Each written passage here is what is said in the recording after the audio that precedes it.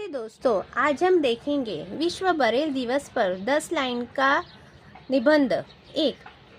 विश्व बरेल दिवस हर साल 4 जनवरी को मनाया जाता है। 2. ये दिन लुई बरेल की जयंती के उपलक्ष्य में मनाया जाता है, जिन्होंने बरेल लिपि का आविष्कार किया। 3. बरेल लिपि ने दृष्टिहीन लोगों को शिक्षा और संचार का माध्यम प्रदान किया। 4. ये लिपि बिंदुओं की सहायता से अक्षरों और शब्दों को व्यक्त करती है।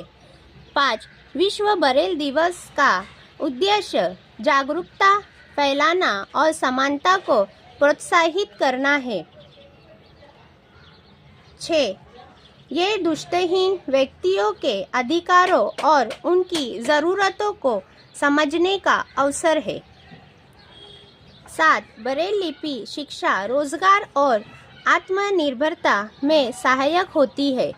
8. इस दिन विभिन्न कार्यक्रमों का आयोजन कर बरेल लिपि के महत्व को बताया जाता है। 9. ये समाज को समावेशिता और समान अवसर प्रदान करने की प्रेरणा देता है। 10.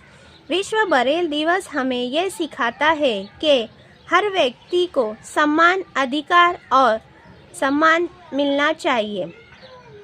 धन्यवाद दोस्तों। ऐसी मेरी नई वीडियो के लिए मेरे चैनल को लाइक, शेयर और सब्सक्राइब